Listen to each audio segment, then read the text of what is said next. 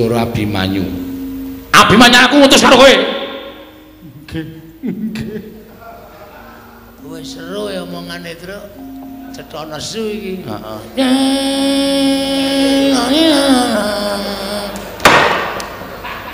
Du pandasmu kowe. Anggrono sedya nane. Tulung sawangen. Oh kuwi iki pantai layar. Aku lagi nyiptake bedayane ora iso rampung tak pentas ki ya terus. Iya. Ngomong sing dina. Ditut Ndoro Abimanyu. Lah ya Abimanyu ngutus kowe nang Istana apa? Panjenengan boten prisa to? Ora. Ndoro Pandhawa niku pun tigang candra kisah saking negari Ngamarta. Lho. Pandhawa sena 3 sasi kok mosok ana Ngastina. Ngamarta. Nggih. Lah kok aku ora krungu kabar? Ah mboten ngerti wong ya niku le lunga meneng-menengan kok.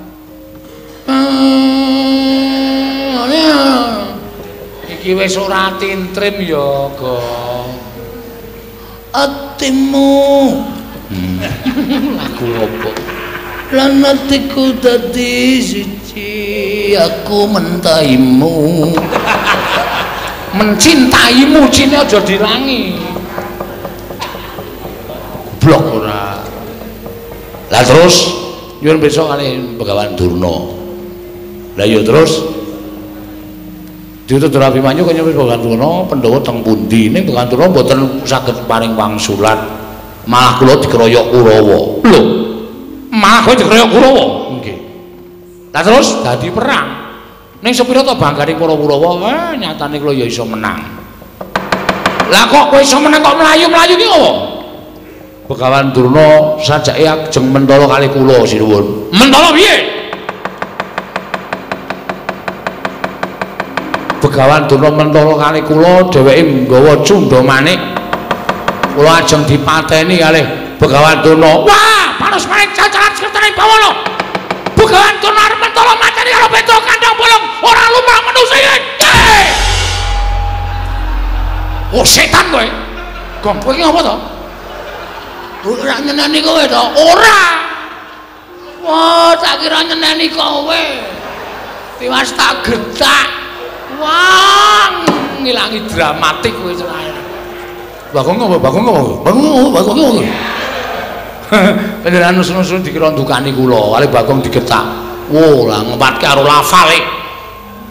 Ora awet karo kalimate keparat. Nggih. Lah terus pripun? Minggir Petra.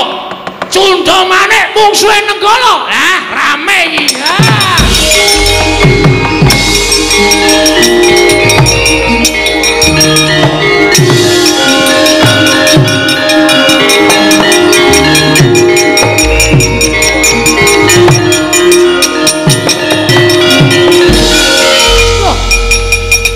Prabu Mandura nggih.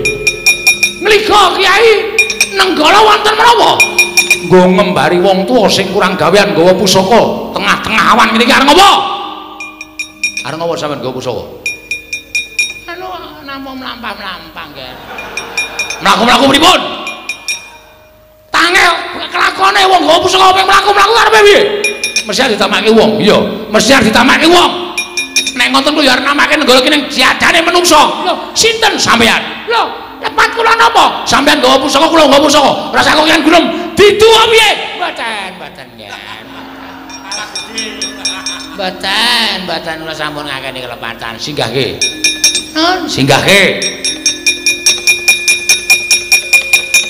Dilebokke. Nun, dilebokke. Kowe. Diwerangkake maksud kula. Oh nggih. Ah, wis malah konangan kaya ngene iki. Wong tuwa sampean niku kula ngerti, nggawa Nenggala arep mateni Petruk to. Nah, sing nggawa Nenggala sampean. Cundha Manik ajenge mateni Petruk to. Sir kula ngoten. Sare kula tak takon karo sampean. Nggih. Petruk niku sapa? Petruk niku Manakawan. Baladewa niku gedene sing niki tau tate dipa karo Petruk. Baladewa niku iso dadi ratu mergo labuhane Petruk. Baladewa iso mukti awi bawa Cakrawati bau Dodha niku mergo labuhane Petruk. Dadi nek ana sing arep nyekara karo Petruk, sing arep gendak sikara karo Petruk, sing arep tumindak ala karo Petruk, Baladewa ora trima. Nggih, leres menika. Petra nika ya gedhe labuhe tumrap negari Mandura. Petra menika ya gedhe labuhane tumrap paduka anak Prabu Baladewa. Mila sapa sing arep mateni karo Petra padha karo wani karo Sinun Mandura. Lah, sampeyan ngerti? Ngerti. Lah kok sampeyan arep mateni karo Petra? Kula ngajeng mateni lampune Petra kok. Mboten Petra ngajeng mateni lampu ngarepan omahe Petra. Lah kok dadak go cundhomane? Nggih namung kagem giri godha dhateng Petra kemawon. Anu piye cepet ya. Iki ngopo iki? Arep tiru-tiru sampean. Ning kata-katane ora cetha. Ayo bali. Bali mboten bali sampean gawe nesune Baladewa. Kula teng negara Ngastina digawe kagol ati kula. Kula sowan dados saka negara Mandura tekan negara Ngastina digawe kagol ati kula. Teng mriki ajeng manggawe kagol. Napa kira-kira bukan turunan wani karo Baladewa? Langsung kan bangsa mawon.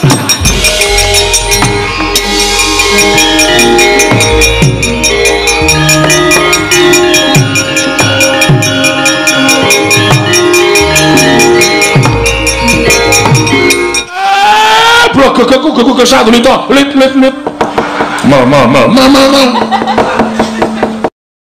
Arat. Saura-urane nuwun sewu nggih Petra Sowan menika mboten badhe gesek, tertentu namung nyuwun paring-paring.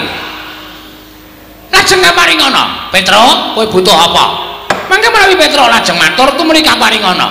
Dana Prabaya butuhmu pira? Yen kowe butuh sumbangan, sumbanganmu kowe njaluk apa? Terus diwenehi, terus kon lunga. Mboten pantes menawi ngatasipun menika Datulaya papanipun para her-her, papanipun para luhur, papanipun para pinulya kok ming dienggo drajikan kere-kere kados ngaten menika. Piye, Gong? Santai. Rasa kesusu. Apa awake dhewe iki wis wangun dadi wong ngemis lho. Ketoke wangun. Dengkulmu ya ora. Lah iki sowan kok tiba-tiba Begawan Durna kok ngendikane kaya ngono.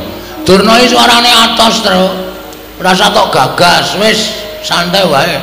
Wis gek matur apa perlune. Itu wonten dawuh sinuwun. Padhararja sapraptamu. Tansah pinanganing kawidadan ring sambikala bekti kula kunjuk sinuwun. Ndak tumpuk pangestuku Tampanono. Kula pun dinggo jimat paripin dayana ing kasantosan. Petra padha slamet sak praptamu. Regana pati senggone wilujeng bekti kula kunjuk. Iya Petra. Tak tampa pangestuku Tampanono. Para kawan Bagong Padhararja sak praptamu. Berkahipun sinuwun Prabu Duryudana wilujeng sowan kula.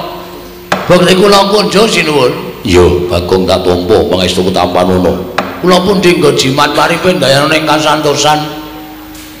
Bagong padha slamet sak praptamu. Pangestunipun Rekyana Patih Sengkuni wilujeng bekti kula kunjuk Rekyana Patih. Iya Bagong tak tampa pangestuku Tampanono. Kula pun dinggo jimat paripin dayana ing kasantosan.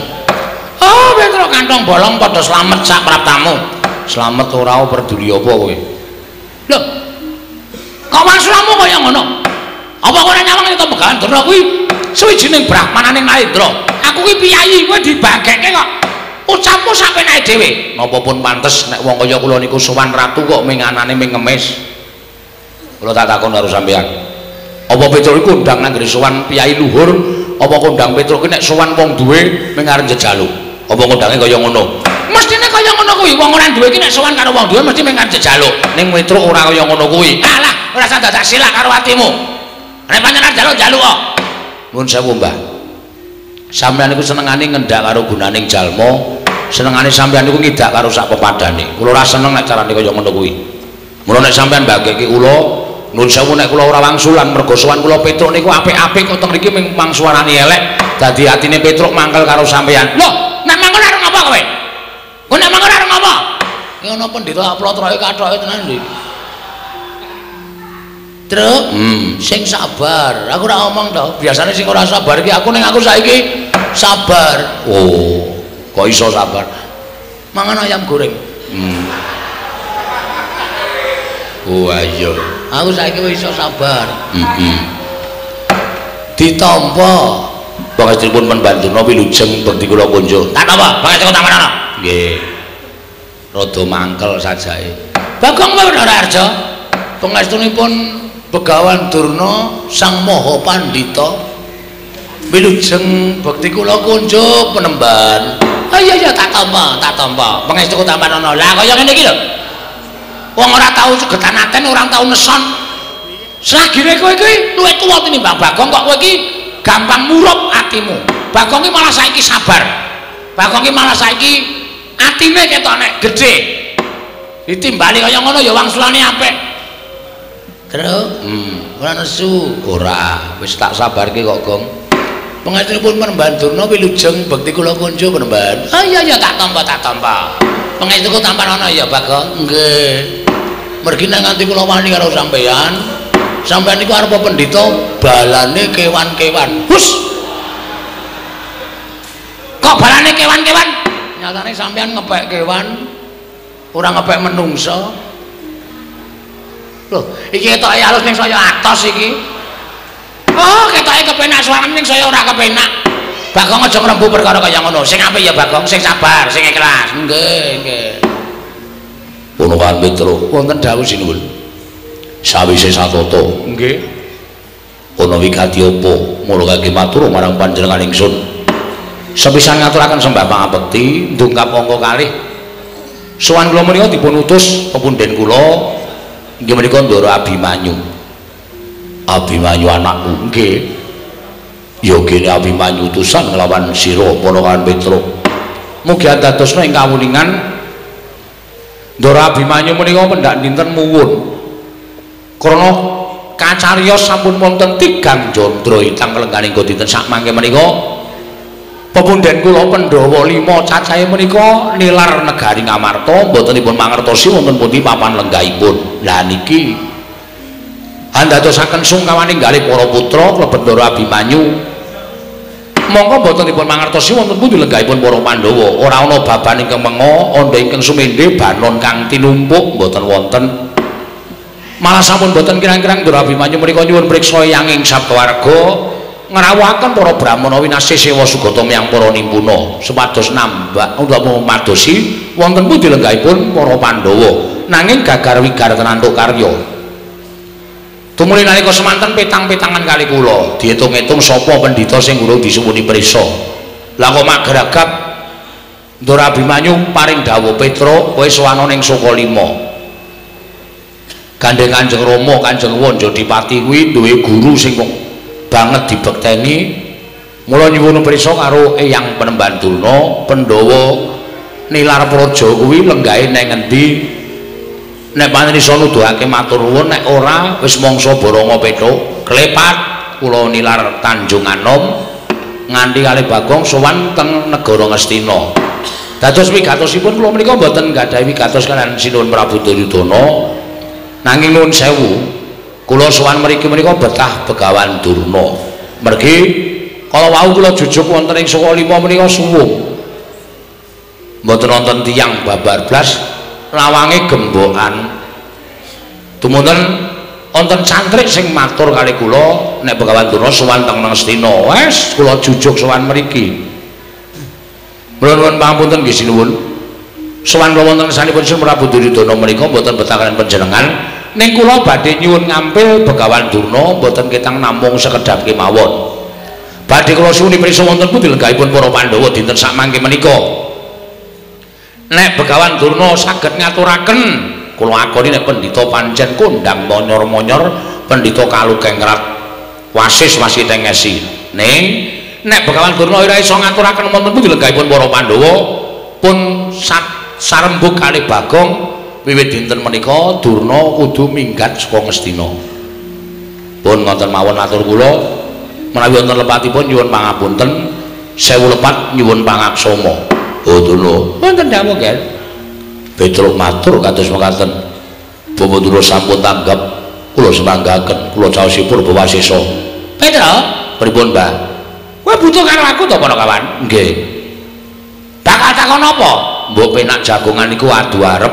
Ora kok ungkur-ungkuran ndak ora kepenak li dirasake. Oh iya aku tak maju. Nuwun sewu kemarin kula majeng nggih. Kula semanggaken Bawa Durna. Durna ina panalinganira lumajaring ratri. Linenggak jangganira kapisanan. aneng merang Bratayuda ing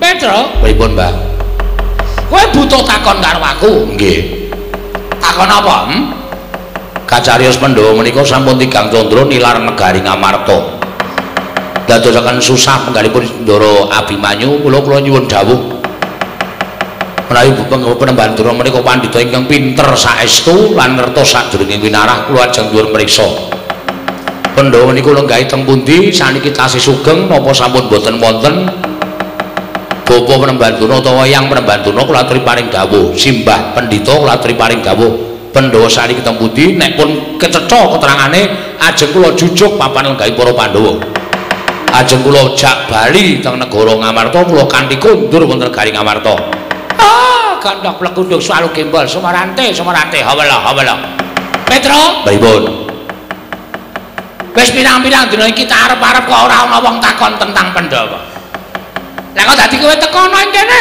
kowe takon Pandhawa lungane menyang endi kepasang Yogya katuju ing nginu aku nek kowe takon karo Begawan Durna kuwi wis pas kuwi wis mathok kuwi wis dadi niatku bakal nuduhake menyang endi dununge para Pandhawa alhamdulillah Gong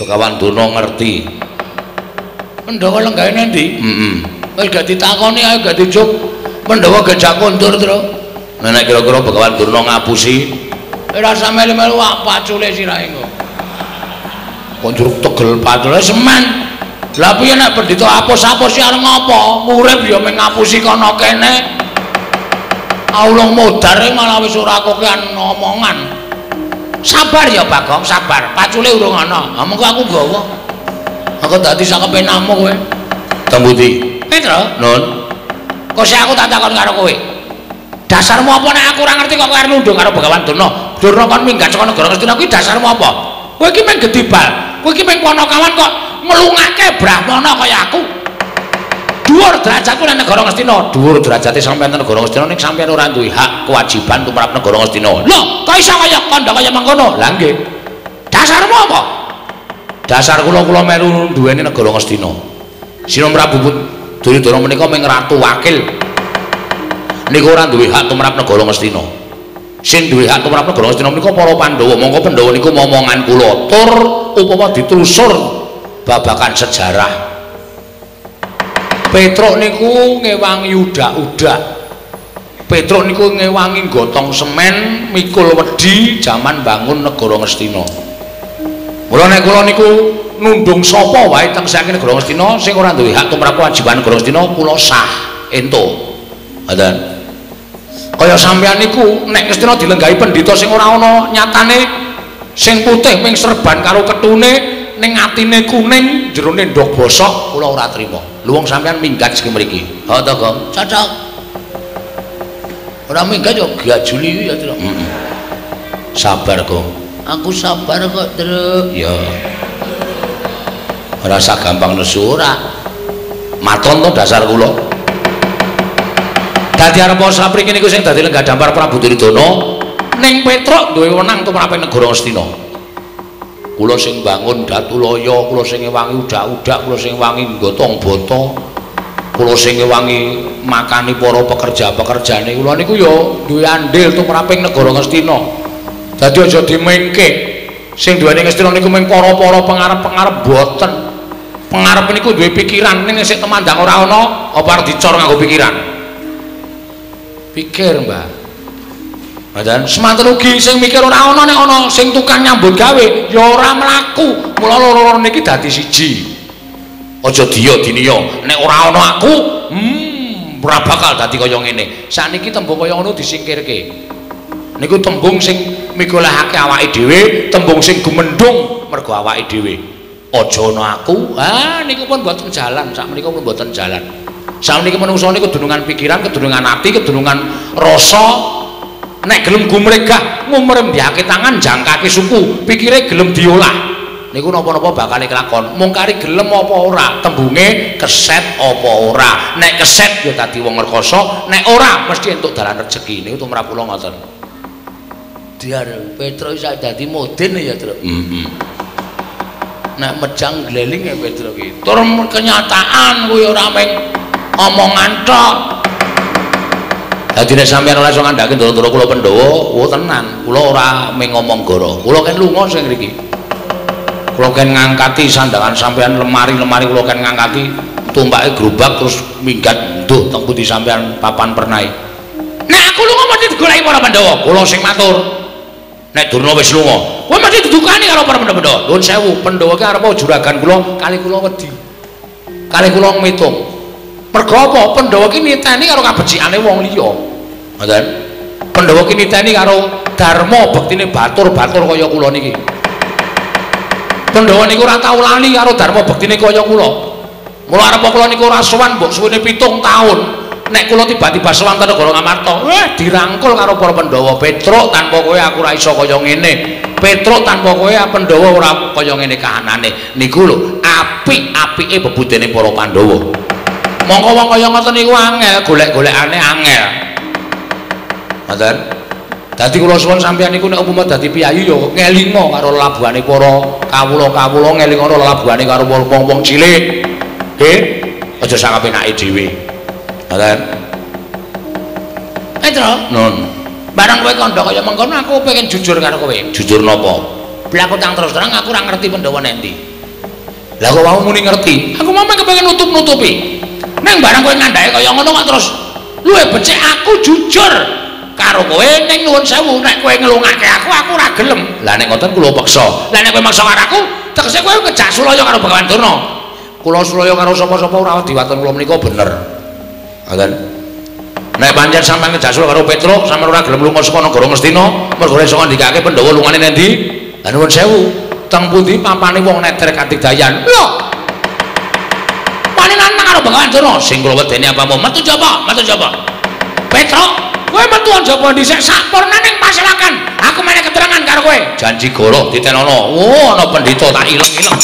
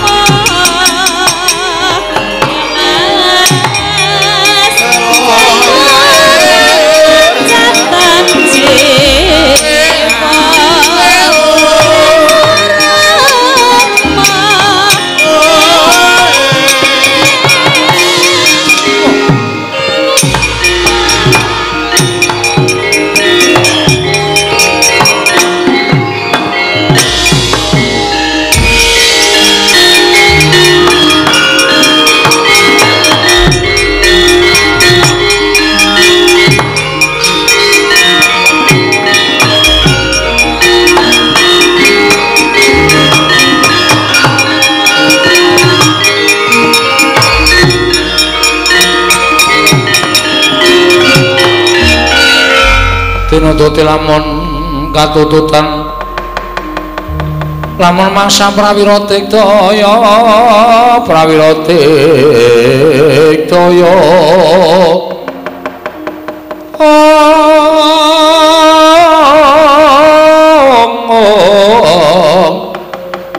Runangkono magawe kelari rawang-wang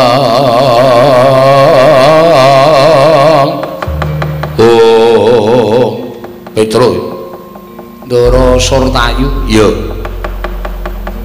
enten apa Gus sing kula entosi Dede Kurawa sing kula tenteni sanes Prasata Kurawa ning Begawan Durna sing kula suwune priksa teng pundi lenggahing pundhing kula Pandhawa ingkang sampun sawetawis wekdal nilar praja Ngamarta Petruk nun Blokasuta wae Begawan Durna bapa Penemban Durna ora priksa menyang ndi lenggahing para Pandhawa. Mulyan kowe takon karo Bapak Penemban Durna, aku sing bakal meneh mangsulan karo kowe. Lajengenipun sinuwun utawa Penemban Durna pun tetela wis cetha nek ora ngerti, ya pancen ora prisa. Lah nek ngoten gampang mawon nek pancen ora ngerti ya Penemban Durna lunga saka negara Ngastina. Lah terus sampean rawuh mriki wigatosipun aku didhawuhi dening Paman Sengkuni kene nyekel karo kowe.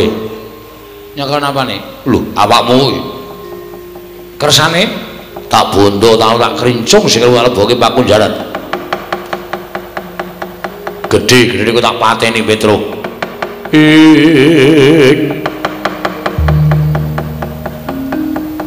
Kagat risang kapirang uri nangkul kirempit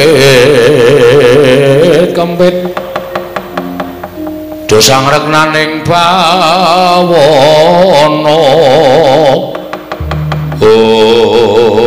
Wilasar ora ngerti sangkan marane lha kok malah Petruk tekan negara Ngastina kok kaya arep dikrenah patine mula rasa dadak kowe bangga rasa dadak kowe selak ulung tanganmu tak bondo tak krincung sing bagi pakunjaran. Mas ini pancen sampeyan aja mateni karo Petruk monggo ning carane sapi mang jagal sik nek wis kula ambruk ora duwe daya mang pateni kula manut wani karo Surtayu sing taweteni awam kowe biyen tekan saniki kula mboten wedi karo sampeyan pecah diadamu sirna Margolayu mang maju mriki jajal-jajalan karo Petruk mikir kok ya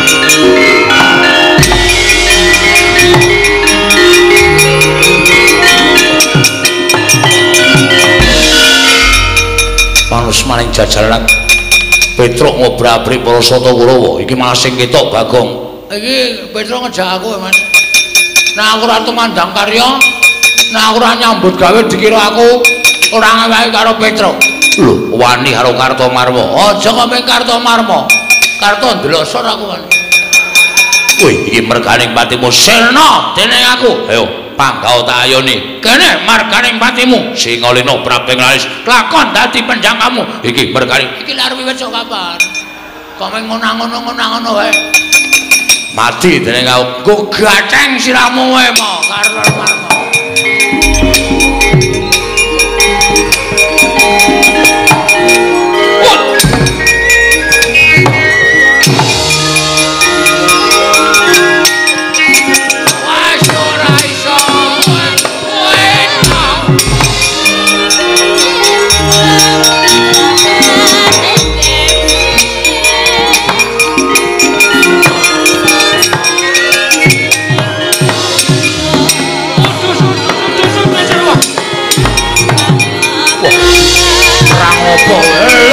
pencak silat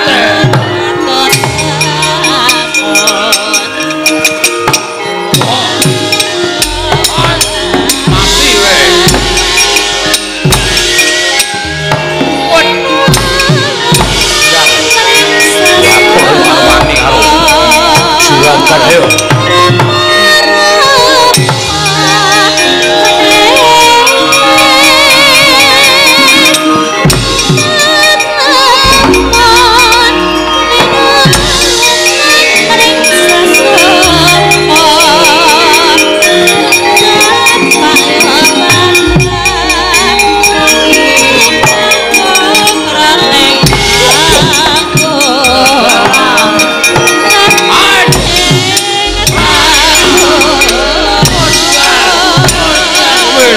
ora kontal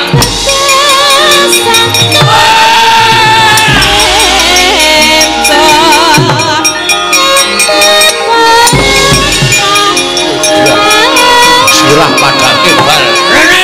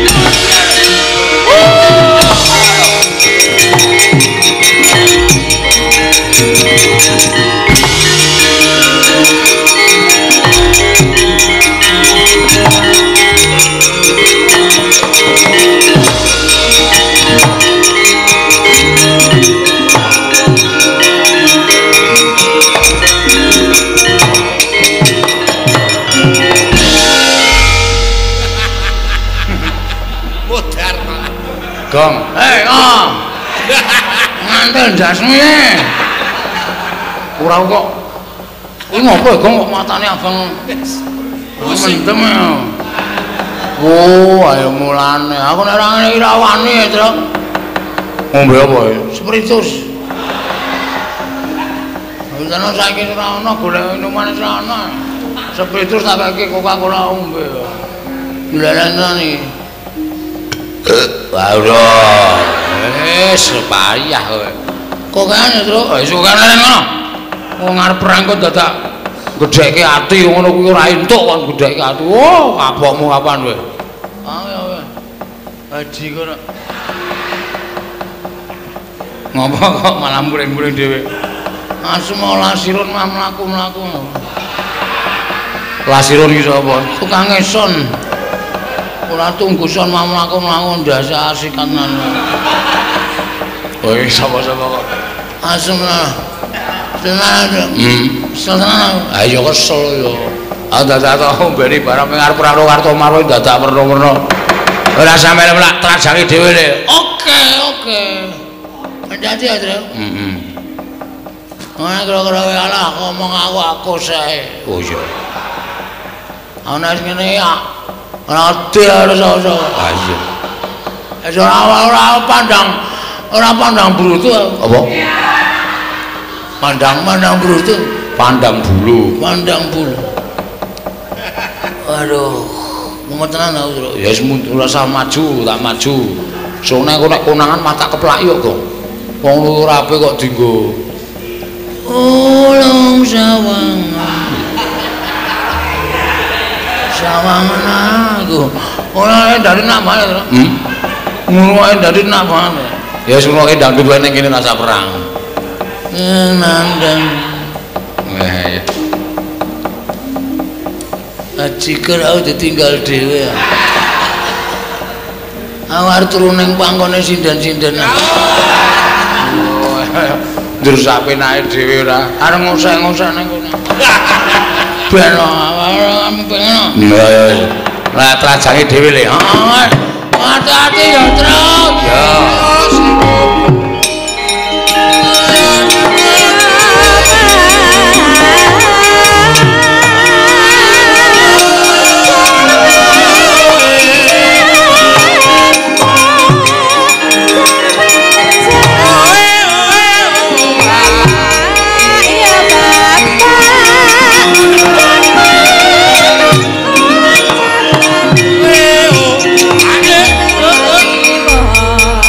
Jah kula man. Petruk sepriki mboten sesudo kekuatane. Ning malah saya mempenge mboten kanten-kanten kula sumanggaken. Kowe iki pangeran pati kok kalah karo Panakawan. Nyatane kawon dipun menapa-menapa kawon yo kalah ora sedak kok omong. Wah, edian.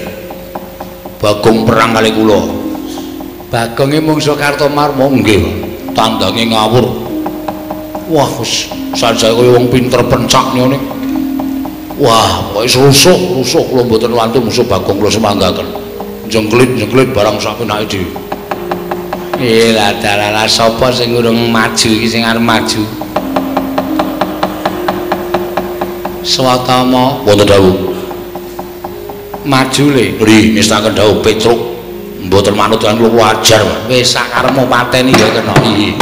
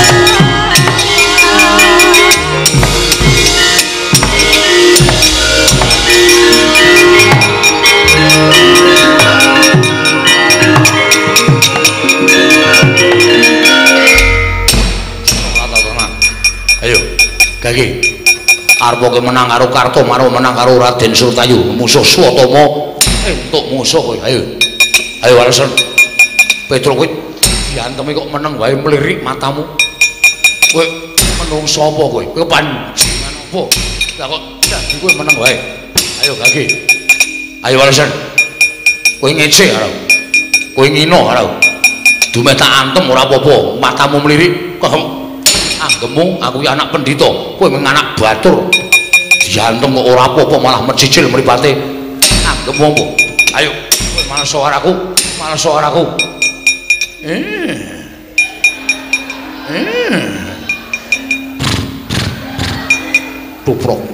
tuprok rasa melu-melu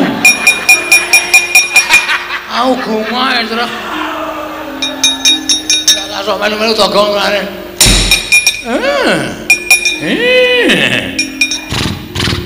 Tuprok. Kowe diantung kok malah hahi-hahi. Kowe malso kowe. Malso. Tuprok. Kowe anggap apa kowe? Ora sembrono kaya ngono. Aku ki anak pendhita.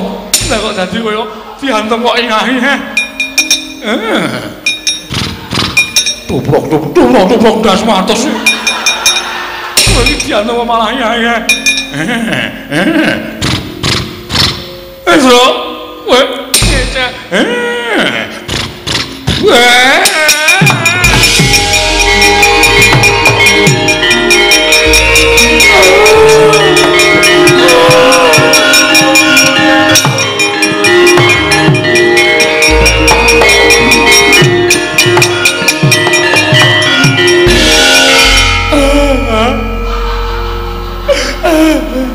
Lho.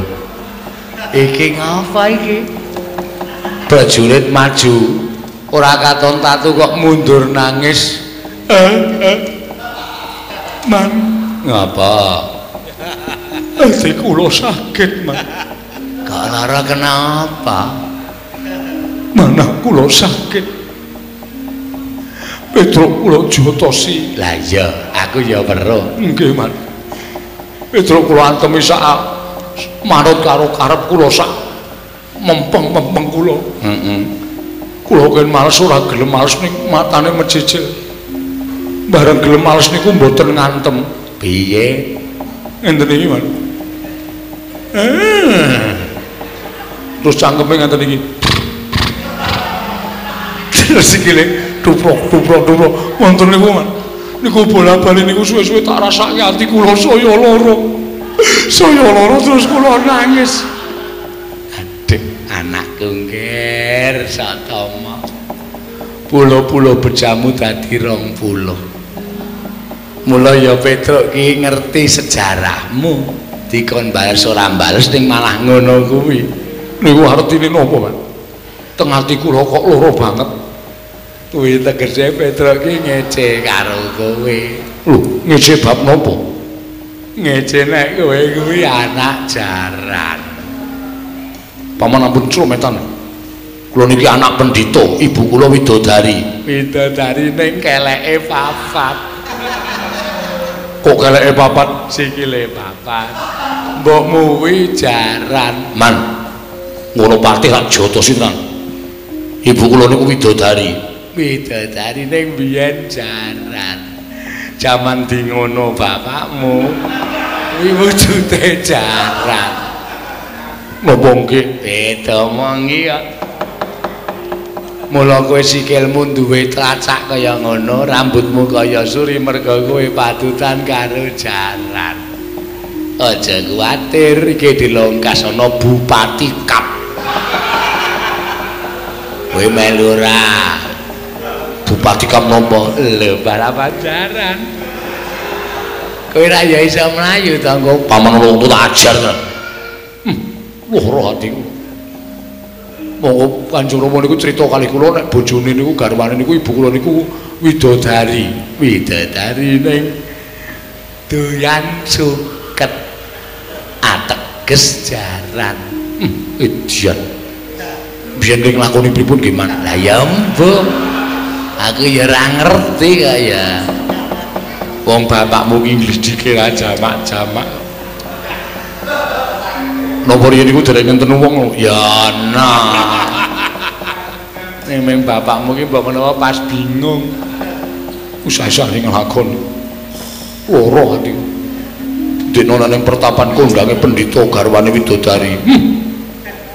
Jebul ming tukang narik andong. Ayo kuwi. Bahas apa iki? Bahas apa? Mboten bahas napa-napa ming genahke kok. Sampeyan niku wong tuwa napa bocah?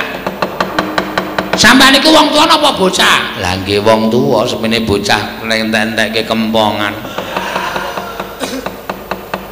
Ngerti sotoma niku bocah ora ngerti ora ndunung kok mang dunung-dunungke. Ngerti sotoma niku ora weruh karo kanan senyatane kok mang weruh-weruhke. Sampeyan seneng nek kula kepirangan? Ha. Sampeyan bunga nek kula isin. Iya. Entah-entah nek patih sengkuni. Ngerti kancane wirang malah di pirang-pirangke, malah digecek-gecekke. Petruk kantong bolong. Kowe aja ngino araku. Aja ngecek karo sotoma. Ayo. Begawan turun tandingan legane atiku. Wah, kok iso menang karo Begawan Durna? Bumi langit tangkep Petro kandang bolong. Tuprok, tuprok, tuprok, tuprok.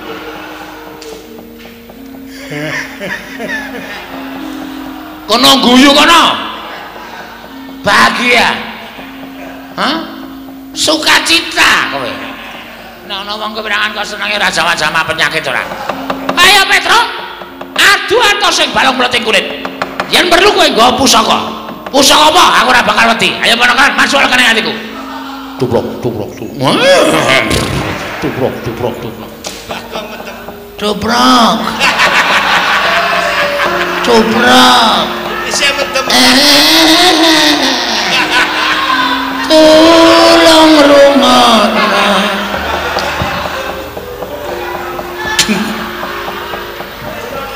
Wong mumet sirahe kok yo dadak melu ngecir. Oh, pancen penyakit kabeh. Petro ya penyakit, Bagong ya penyakit, gugu karepe dhewe. Iya. Tuprok. Tuprok. Halo. Ditirokke nek jarane jengking. Jengking dasmu iki. Penyakit ora. Oh, senengane kok ngece karo. Ayo Petro. Kowe ngejawab apa? Kuat nadai Kiai Cundha maneh. Oh, nglakon meguru karo kowe. 20 tahun kemarin. Tuprok, tuprok, tuprok, tuprok.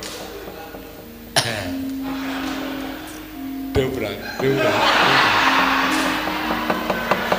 Toprak, toprak, toprak. Siamene malah ngejak setar balapan jaran.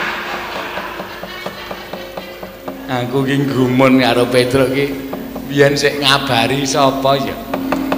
Kok iso ngerti? Ponokawan mongko ora ngerti jaman nom-nomane Kakang Prembandurna. Iya. Oh, pancen pelot. Ngece karo aku sengkuni pelot. Kose to. Sampeyan niku ece-eceran ya ece-eceran aja nyandak sak dhuwuring tenggak. Perot yo men. Wong sampeyan yo eleke kok dadak pendhita kok irunge kok manuk bedet. Ya men, ini ora pelot cangkeme. Ini ora bedet irunge. Ini ora pelot cangkeme. Bedet. Pelot. Bedet. Pelot. Bedet.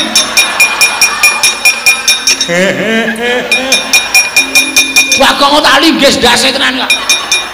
Ora ngerti perkara kamu ni bedet-bedet dengkule atas ora.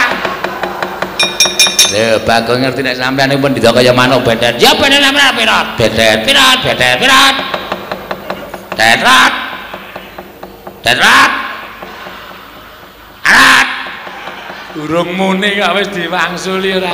Aman cepet-cepetan ora. Pelot. Oh, cah adil kae nek mrene ngece sampeyan nek merono mece kula. Menawanan. Nggih, nggih. Diem. Nggih. Anggere sing ngece tendiangi sampean. Mboten, Mbak. Petro. Ayo. Mrene yo. Tandang ana bedet. Aduh. Syukur. Ayo kowe ketuntu ora. Ora gelem mundur ning padukan kabedetan. Piye ya iki? Sik tak raup sik Dewate. Nggih. Gak ketuntut terus ora. Nek sampean mboten raup, kula percaya, malah mangke sampean ming munamuni bedet terus. Mergo sampean niku gampang eling-eling kata-kata sing pun mangucapke. Mergi nek mboten sampean mikir mboten dadosaken perot ing Mekah. Iki iso bebayang. Oh lah, Begawan Durna kok ngamuk tenan. Nggawa Cundha manik.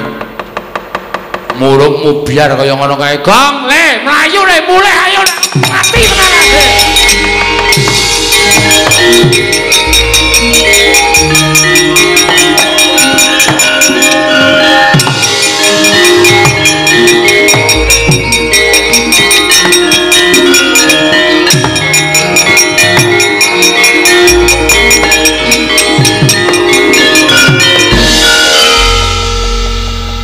Petro.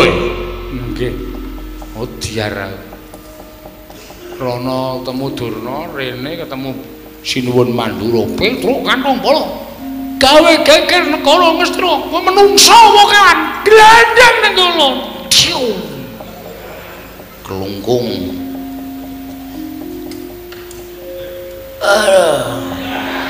Ngopo to Mas ora mari-mari adus kono. Tak gebyuri ndas putra. Sapa itu? Dursasana. Uduh. Ngawur. Sinuwun Mandura ngono. Hah? Sinuwun Mandura. Wah, macet. Gong. Sinuwun Mandura iki Sinuwun Mandura. Hah? Sinuwun Mandura. Asem iki krungu Kartomarma. Wow, selip kupinge ora. Sinuwun Mandura to? Mati awake dhewe. Hah? Mati. Kok iso? Durna saka kono, Sinuwun Mandura saka kene. Kono Cundamane kene Nenggala. Waduh. Iya, Tru. Ayo sembuh. Pasrah wae.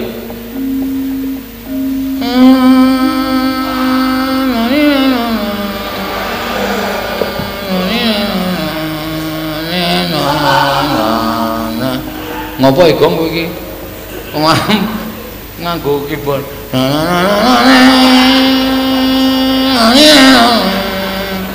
Kuwi lagu apa kuwi? Ratapan anak tiru. Sedih ta, Tru? Iki nggo ngiringi dhewe modar. Oh. Betapa mujur nasibku. Malang, aku seneng mujur. Malang ya ora kena. Apa nek mujur? Lambemu lambe Tru, nun. Saka ndi? Saka Ngastina. Lho, ngopo Ngastina? Diutus karo Abimanyu. Abimanyu aku ngutus karo kowe. Nggih. Wis seru ya omongane, Tru. Cetha nesu iki. Heeh.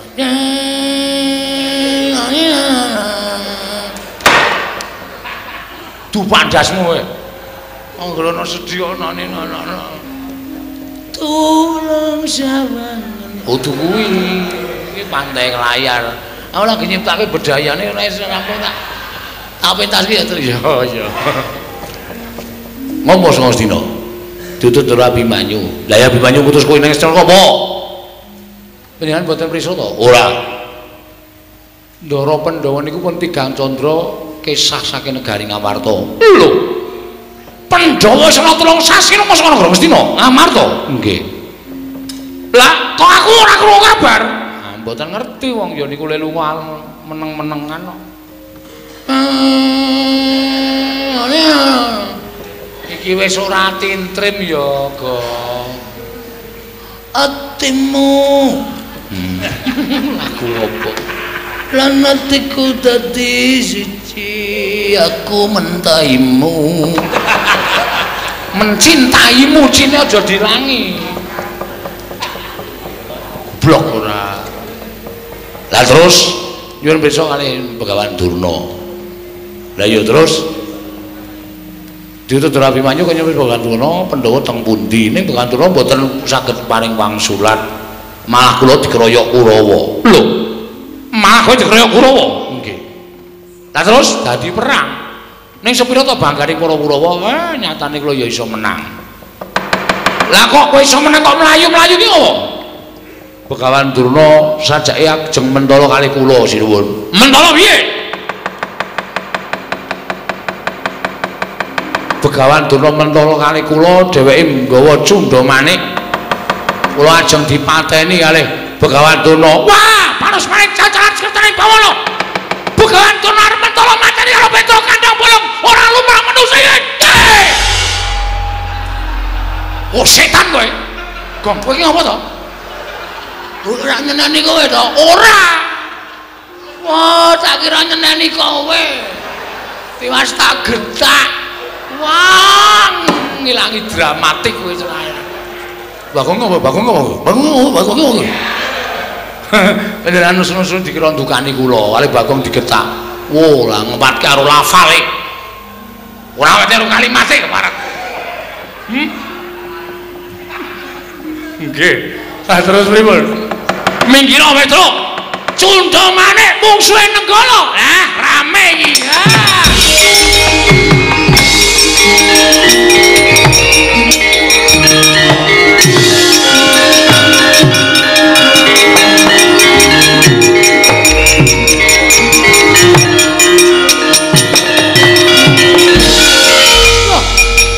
Mereka anak Prabu Mandura. Nggih. Nglika Kyai Nenggala wonten menapa? Nggo ngembari wong tuwa sing kurang gawean nggawa pusaka tengah-tengah awan niki arep ngopo? Arep ngopo sampean nggawa pusaka? Anu namung mlampah-mlampah nggih. Mlaku-mlaku pripun? Tange kelakone wong nggawa pusaka ping mlaku-mlaku karepe piye? Mesti ditamake wong. Iya, mesti ditamake wong. Nek ngoten ku ya arep namake Nenggala ki ning jadane menungso. Lho, sinten sampean? Lho, lepat kula napa? Sampean nggawa pusaka kula nggawa pusaka. Rasa kok yang gulung diduwa piye? Mboten nggih. Mboten kula sampun ngakeni kelepatan. Singgahke. Nun, singgahke. Dileboke. Nun, dileboke. Kowe. Diwerangkake maksud kula. Oh nggih. Wis malah konangan kaya ngene. Wong tuwa sampean niku lho ngerti, nggawa Nenggala arep mateni Petruk to.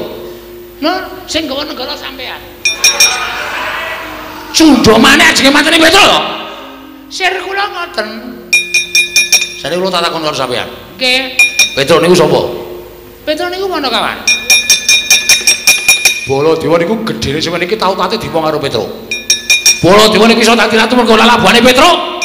Baladewa iso mukti Wibawa Cakrawati bau dodho niku mergo labuhane Petruk. Dadi nek ana sing arep nyekara karo Petruk, sing arep gendak sikara karo Petruk, sing arep tumindak ala karo Petruk, Baladewa ora trima.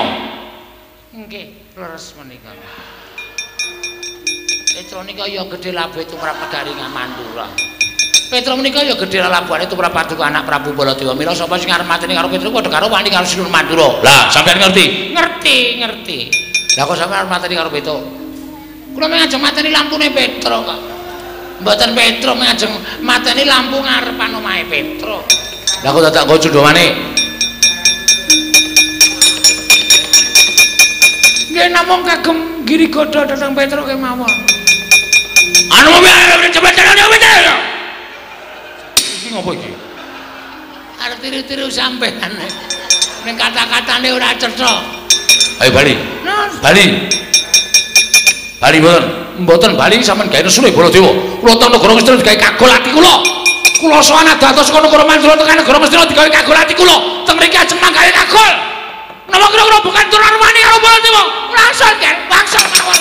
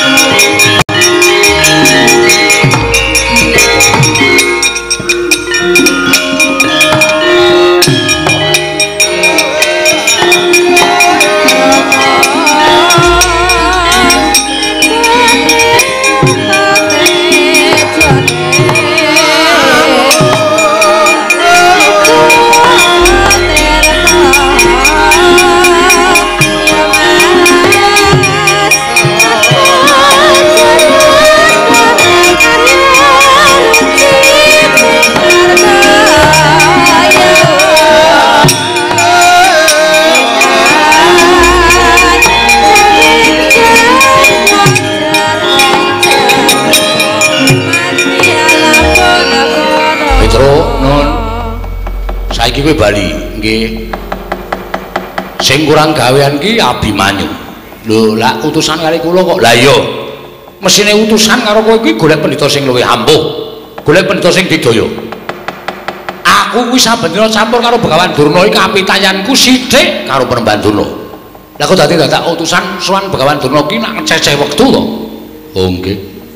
Mengke nek sinuwun utawa Ndara Abimanyu dangu kula kan matur pripun? Omonggo yen to Abimanyu kon pasrahke perkara iki kalian bapakmu. Lho. Bapak kula? Iya. Bapak Semar? Iya, Semar.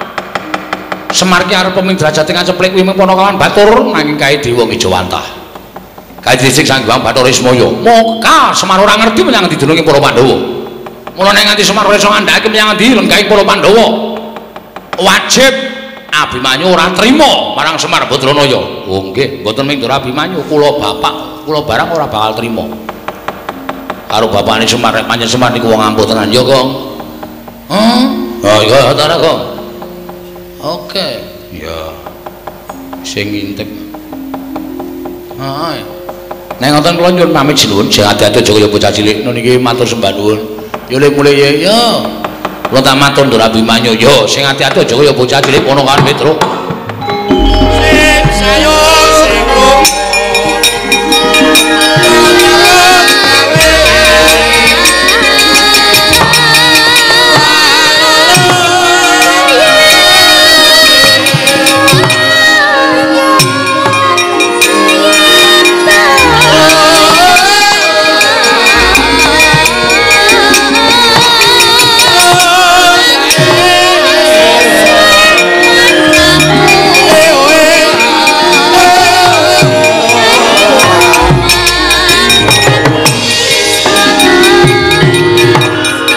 Sritina ning pasewakan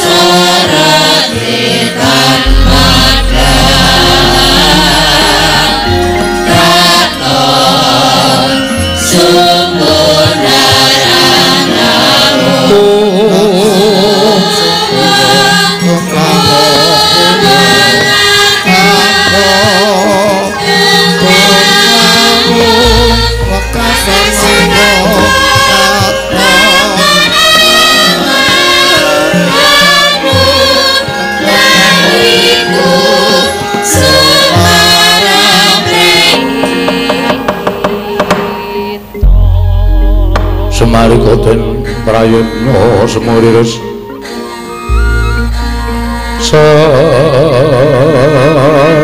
semuriris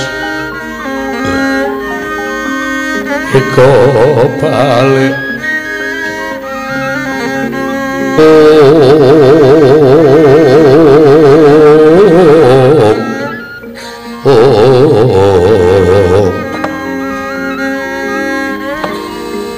Siwa Semar kula Ndara katon Petruk lawan Bagong musuhan sumene sawetara aku tak dangu lawan suwaning Petruk apa dene Bagong menika langkung prayogi Gus sumangga kula aturi enggal maring pangandikan kelawan ingkang adipun Petruk kaliyan Bagong iya Siwa Semar Panakawan Petruk kula wonten dawuh Den Murajaba matura kepiye nggonira ing ndak utus kaya sowan marang negara Ngastina nyuwun priksa kelawan bapa Penemban ya Hyang Penemban Durna menggah menyangen bilenggahing para Pandhawa nggone ninggal Praja Ngamarta Panakawan sewu kalapatanipun ing abdi Tadawadana nalika semanten kula sampun sowan wonten negari Ngastina menapa dipun ngendikaken Ndara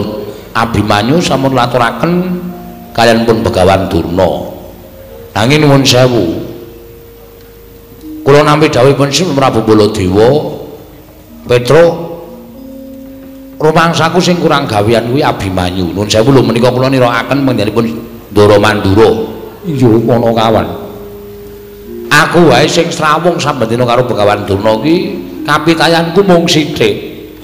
Lah kok dadi Abimanyu kok dadak utusan karo kowe supaya nyuwun priksa karo Begawan Durna. Lah mbok nek nganti Durna ngerti tugelen gurune Baladewa. Malah janjane ndaramu Abimanyu kae iki jane ngedhep wong pinter ning sing ora ketok pinter, wong wasis sing api-api bodho. Sopo Ponokawan mboten sanes dawuh namung bapak. Bapak menika sing Sanghyang Bathara Ismaya, bapak menika dewa Ngejawantah ngendhalipun Sinuwun Mandura. Bapak tertentu pono wonten pundi lenggahipun para punden Pandhawa. Malah Ndara Baladewa paring dawuh, kowe matur karo ndaramu Abimanyu, Tru. Kon masrahke perkara iki marang Semar. Nek Semar ora saguh, nek Semar ora iso ngaturake menyang dilenggahi para Pandhawa, kowe ning Mandura omong aku, bapakmu tak ajari. Ngoten niku Gus Ndara Abimanyu. Miat langening kalangguan aklar pandan moncar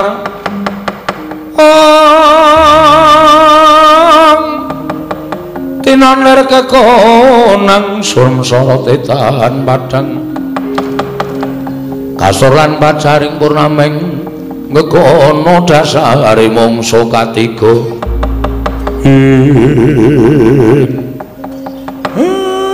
nuwun sewu Den.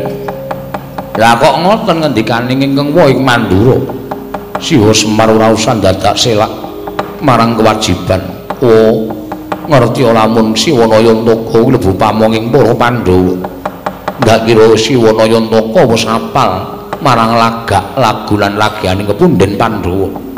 Mula paringa dawuh menyang dilenggahing para Pandhawa Siwa Abimanyu ingkang basal sumusul marang para Pandhawa. Nuwun sewu nggih Den, kula mboten ngertos sewa semanten. Sampun kinten kula badhe wisuh lumuh ngentasi perkawis. Den, awi mangtutke laku jantraning Semar kula kanthi mlebet wonten telenging Wanawasa. Ngupaya ingkang Rama inggih menika punden para Pandhawa. Mengkono Siwanaya Ntaka nggih. Ya yen pancen kaya mengkono ayu. Anak mojo ning keritut luntak laku ning Abimanyu. Monggo Gus kula dherekaken Den. Semareka Den prayitna semuriris.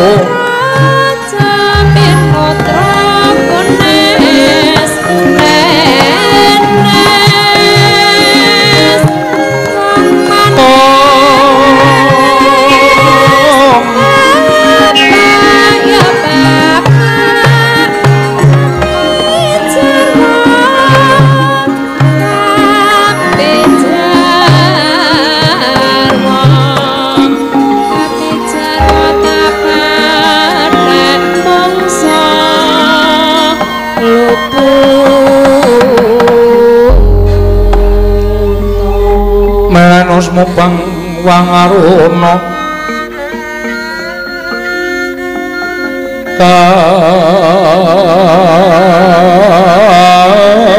kadinetraning uga rapuh sabdaning kukila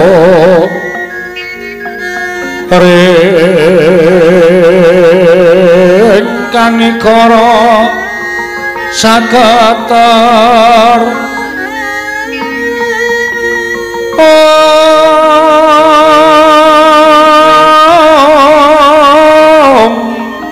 kene dongane engkung ler pusing pene panca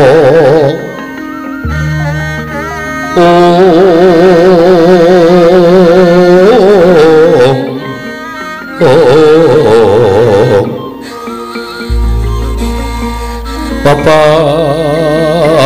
toking ayam wono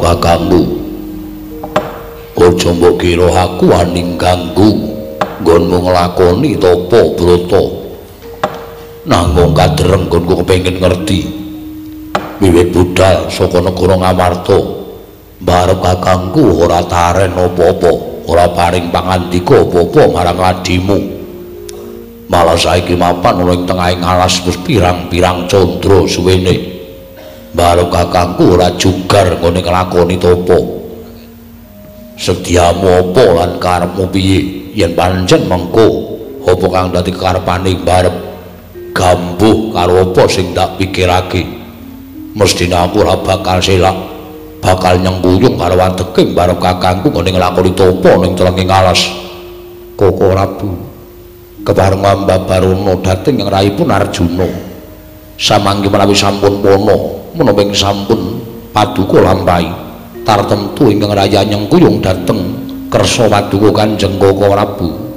Nun sewu Koko Prabu kepareng kula cemadhong dawuh ingkang rayi. Nggih Koko Prabu. Menapa to ingkang ginayu dening paduka Kanjeng Koko Prabu teka paduka ngawon nglampahi tapa wonten telenging wana Pringgalaya mriki? Barep kakangku. Ndak suwun jugalo sawetara nggonmu nglakoni tapa. Paringa pangil dawuh karo adi-adimu. Aja kaya ngono. Aja kesuwen ninggal marang kewajiban kanalindran mundhak tetel kapercayane kawula marang barep kakangku ayo yen pancen barep kakangku kersa paring dawuh aku ngaturake panuwun la yen barep kakangku ora kersa paring dawuh wah ndaluk ngapura yen aku kudu bali marang Praja Ngamarta netepi marang kewajibaning kasatriyan barep kakangku sarating mandam sumala madangi jroning pasarean ngenangi wadana katon remu-remu kalingan ngangrengeng sang Dyah Mananggung sumungkem guling ing Dara Arjuna wonten timbalan kembar Wonten dawuh Prabu wonten dawuh. Pun Kakang nyuwun mangapura ingkang gedhe ya Yayi, dene pun Kakang ora paring dawuh kelawan siadi. Ngerti lamun pun Kakang nampa sasmitaning Jawata, ya nadyan durung pana apa ta ingkang sinasmitakake dening para Jawata. Nanging gandeng pun Kakang wis nampa sasmita, tegese pun Kakang kudu nglakoni sasmita ingkang wis pinaringake marang Puntadewa. Nalika semana Puntadewa didhawuhi supaya mapan ana ing wana Pringgalaya mangsa semedi nglakoni tapa brata. Munggo apa ta keparinging Jawata pun Kakang dhewe durung bisa nggagapi marang keparinging dewa ingkang paring sasmita kelawan pun Kakang Dimas. Gunjang ganjing langit kelap-lapaton lergen sanging risang mawe gandrung ing dereng ngantos paripasami Mbawacana kasaru saking katebian kapireng penangising peksi Dara ingkang ngarujit penggaling Sang Puntadewa. Nalika semanten tuwi mulat lenggahing Sang Puntadewa siga niyup saking dirgantara punang peksi Dara wau.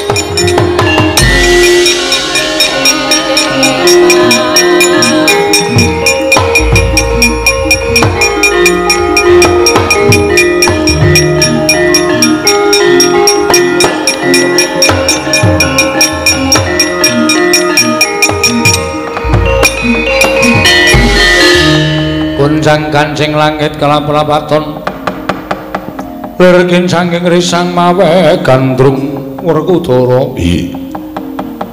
Teka aneh timen ana wujuding manuk Dara ingkang niyup sangka Dirgantara prapting ana ing ngarsaning pun Kakang.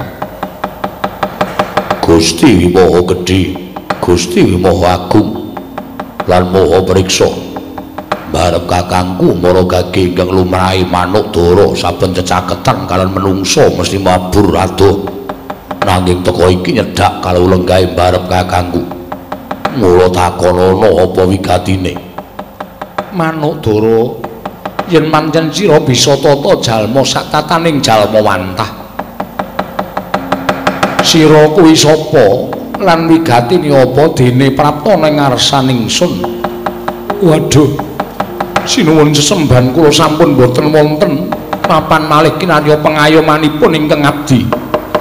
Kula menika namung peksi Dara limrah. Namung mugi andadosna kawuningan kula menika nilar endhog 3 wonten susuh kula. Ing nembe kula angremi supados sakmangke saged wenteh wujudipun peksi Dara ingkang badhe nerusaken dhateng sejarah kula.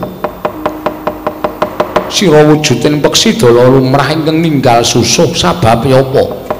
Teka sira mentala ninggal kelawan susuh. Mongko ndhog ingkang mapan ana ing susuh mau perlu mbok ngremi supaya mbabar wujud piye ing Dara. Ingkang kuwi kabeh minangka dadi anak-anakmu manuk Dara.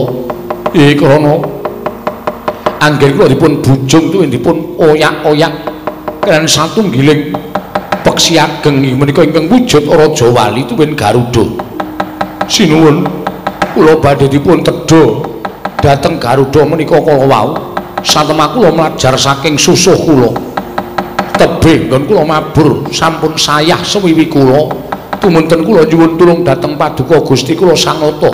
Mugi kepareng mangayomi dhateng kula saking Garuda ingkang badhe mangsa dhateng jasad kula. Mesakaken dhateng endhog 3 ing mapan wonten ing susuh kula menika sinuwun menawi kula pejah ateges kula mentala mejahi dhateng endhog ingkang badhe mbabar wujud piye Lenging saking menika sinuwun kula nyuwun pengayoman. Kula nyuwun dipun ayomi supados manuk Garuda menika mboten mangsa dhateng kula sinuwun manuk Dara kene nyaketa kelawan aku mengko aku ingkang bakal menehi pangan karo Garuda ingkang oyak-oyak kelawan kowe peksi.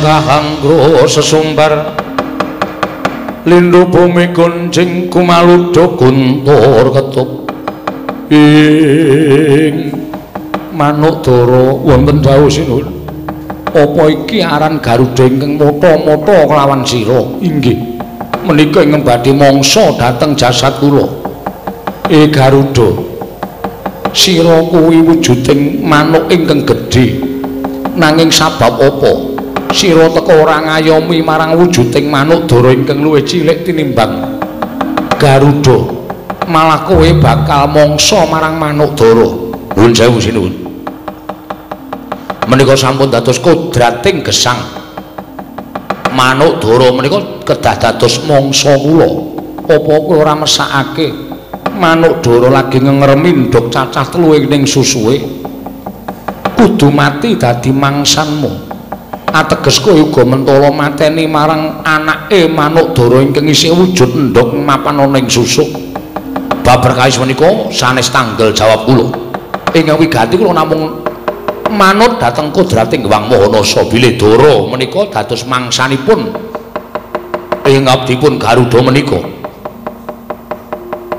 Mula Kang Sangka kuwi aku nyuwun kelawan sira golek manuk liyane sak liyane manuk Dara iki. Merga iki sing duwe kewajiban kudu neteskake endhog ing mapan ana ing susuk.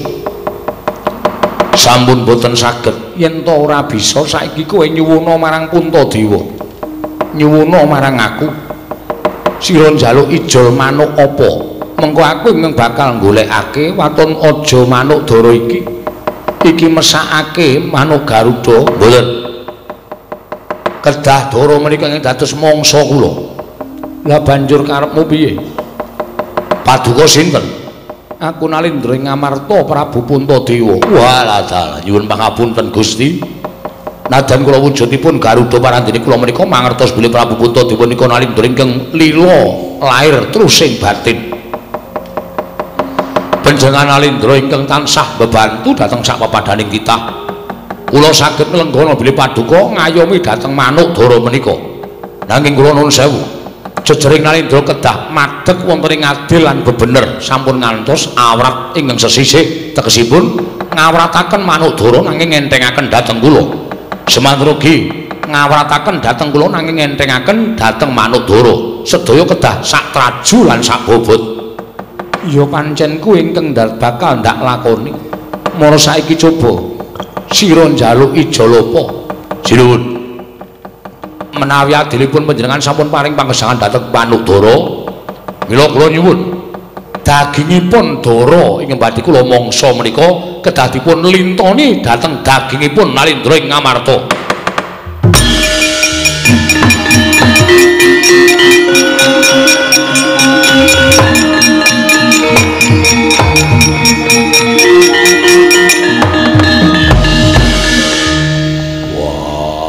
Arep kakangku kowe arep apa kok ora Paduka badhe menapa Werkudara? Nggih aja nyaruhe pun Kakang Arjuna ora usah dadak matur werna-werna mbok menawa pancen iki panggasah pangungkaling jiwa tumraping Puntadewa Garuda wonten dawuh apa ingkang bakal sira aturake lan wis mbok aturake marang Prabu Darmakusuma bakal tak wujuti.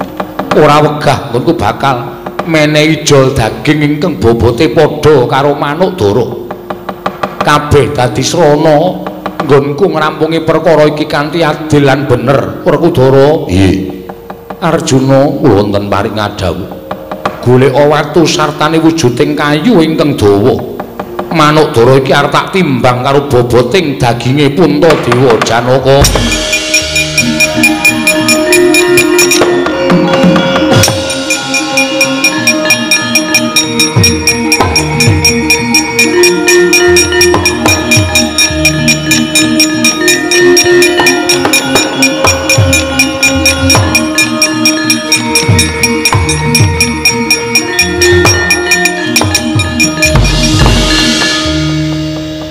Manuk Dara wis mapan ana ing pepucuking kayu ingkang wis tinumpangake ana ing watu ingkang gedhe Garuda wonten dawuh.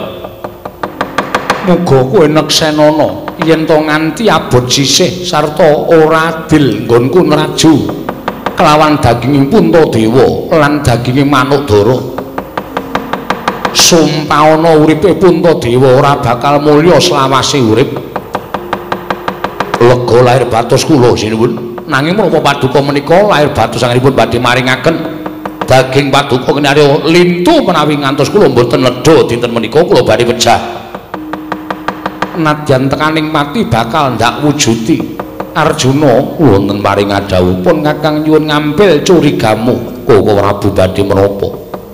Wis to Yayi aja dadak siadi ngregon-ngregoni Puntadewa. Kene Yayi mara gage paringna Gunjang kancing langit kelap-lapaton lerkin sanging risang mawe gandrung ing manuk Garuda wonten dawuh mara gage wis padakno ora bakal laku wegah nglakoni perkara iki mbok menawa kanthi kaya mengkene memungsuhanmu lawan manuk Dara bisa rukun kowe bisa golek pangan liyane manuk Dara ingkang dadi mangsanmu. Ya to laruta saking godha sang kura-kura. Yen amutusa sang Sri nyandak ukiraning curiga. Nengge sang Puntadewa nalika semanten ing pangajab supados tumindak adil lawan manuk Garuda buah manuk Dara. Ingkang sakmangke Garuda diamangsa dhateng wujuding manuk Dara.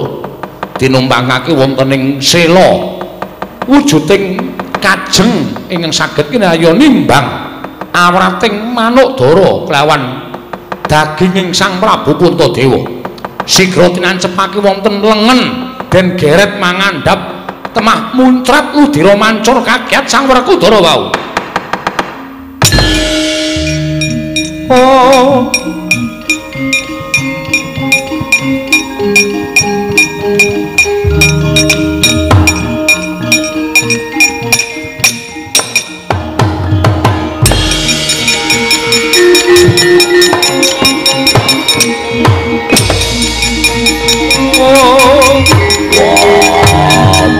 Kakangku Koko Prabu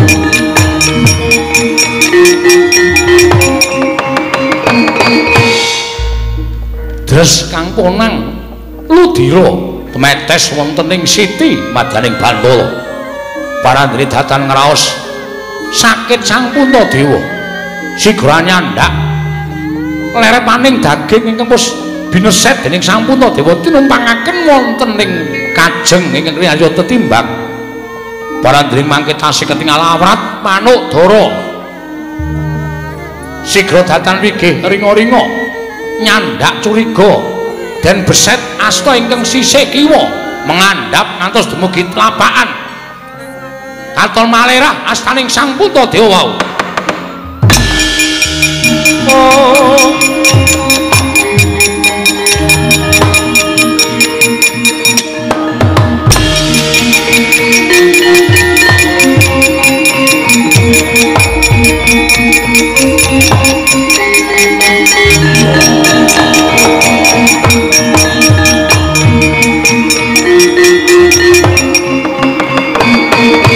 Asta kekalih abrang branang kebak getih krana kecalan daging Sang Puntadewa tinumpangaken wonten kajeng ingkang kinarya traju parandene kalaning jagat gayaning para dewa kaya isih abot manuk Dara ingkang samesinipun ngawrat daging Sang Puntadewa parandening mangke jroning gumun ing batos angupadi adil lan bener Sang Puntadewa sigra nyandak Ponang curiga den tancepake wonten ing pupu. Den geret mangandhap ngantos dumugi dedengkul. Katon katingal wus ora jejeg jumeneng ing Sang Puntadewa parandene datang wonten pesambating Sang Prabu Darma Kusuma.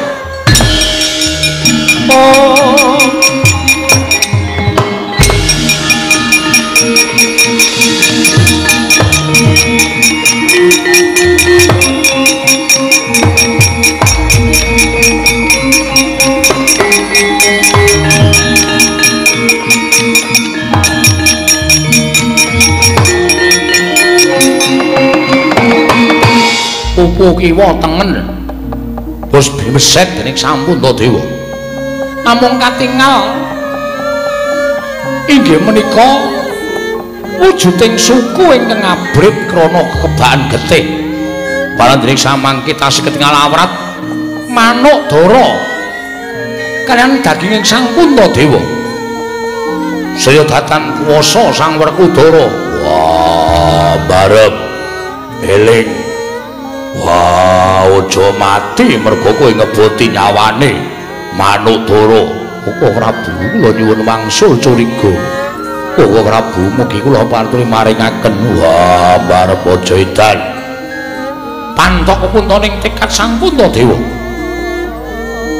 Asta suku parandene mangke tasih awrat manuk dara sigra nyandak curiga. Den tancepake wonten ing padharan sumembur punang ludira dawah kalenggak sirna margalayu Sang Darma Kusuma wau.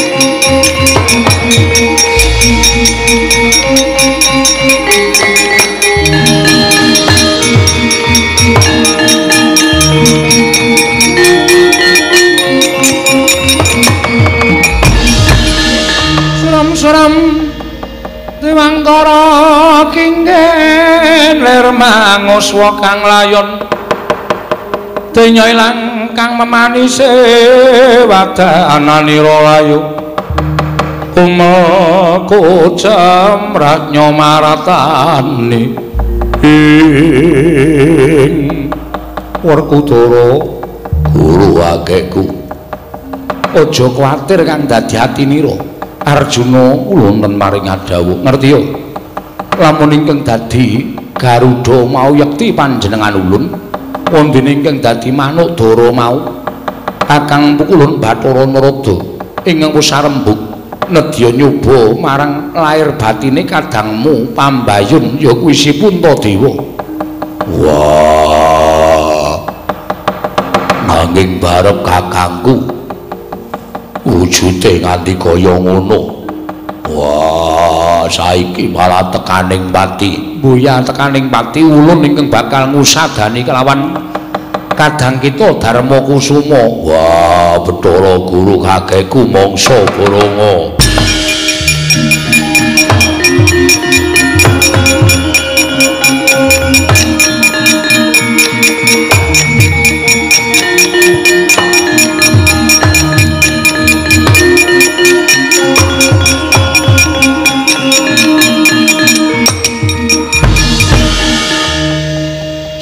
Bekti kula kunjuk Pukulun Puntadewa mboya ana titah ingkang penggalihe ngungkuli kelawan kita kuluk wayah ulun Darma Kusuma sayekti netepi kelawan kondang ngumandanging Nalendra Ngamarta ingkang lila lair lan batine lila lawan pati mungkin arya mbebantu marang sak pepadaning urip mula ora jeneng aneh lamun sira tinengeran kang ludira seta Pukulun sedaya namung nindakaken jejering kewajiban ingkang wayah minangka dados titahing Bathara. Wah, dalah kok dadi kaya ngono. Ora ana manungsa apik-apike bebudane ngukuri Si Puntadewa mula ora jeneng aneh. yen to jenenge Puntadewa, Punta kuwi luhur, dewa kuwi wis ngarani keluhurane wae ngungkuli para Jawata. Mula kang sangka kuwi nggih. Apa ing kita lakoni jroning wana Pringgalaya sayekti anggadhuh kanugrahan. Sira ulun paringi priksa. Lamun sejatine Jawata bakal matedhakake wahyu ingkang wingaran Wahyu Pura Kencana. Apa ta werdine? Ya mung jeneng kita ingkang bisa mangun sawijining negara sasat kaya dene Pura Kencana. Pura kuwi papan, Kencana kuwi tembung ingkang sarwa becik. Mula Ngamarta diasta dening Puntadewa tanpa beda kaya dene wujuding Pura Kencana.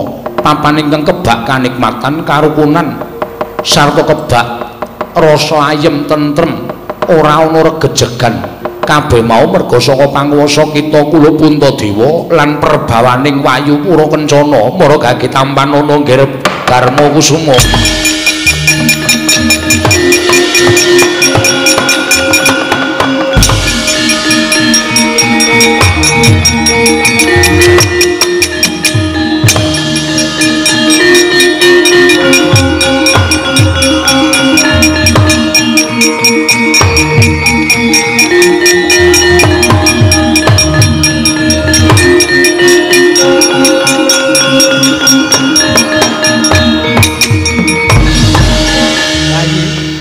Damel bingung ngantos persasat mboten ingkang raka mboten wangsul dhateng Garing Ndrawati pengajaping manah kula mboten patiya kula badhe wangsul dhateng Projing Ndrawati mboten pinanggih kan para Pandhawa uga Prabu netepi dhateng sasmitaning Dewanggaya kanugrahan menapa Wahyu Pura Kencana.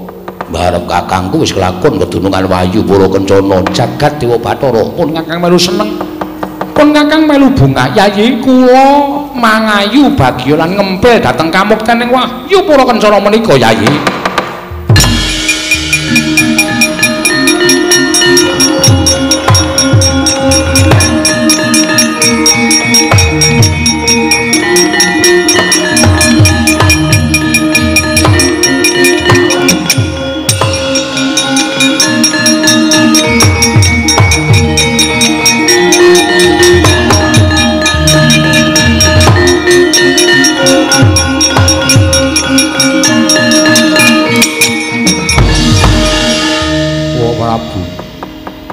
Boten kinten paduka Prabu lenggah wonten ing mriki Rama Kyai Jodhiwati Abimanyu ya Abimanyu anakku nggih Abimanyu ngantos bingung para kawula dinten sak mangke kula dherekaken kundur wonten negari Ngamarta iya nggih cah bagus apan wis paripurna gegayuhane wong tuamu nggone nggayuh kanugrahan lah ra tenan to pendak-pendak tindak mesti nggayuh kanugrahan. Lah iya, apa ya tro wahyune tro ambuh. Apa gong wahyune jumbo karo tulisan ning baliho. Heeh. Aran Wahyu Pura Kencana kowe lah. Lah ya apik iki. Heeh. Nderek mangayu bagya ndara, nderek mangayu bagya, nderek mangayu bagya. Muga-muga Pura Kencana ndayanana marang negara Ngamarta. Tansah dadi negara ingkang dadi punjer-punjering negara sarta kebaing katentreman kebaing karukunan manunggal tetunggalan nyawiji padha njunjung marang derajating Praja Ngamarta Kakang Semar kula nekseni Ndara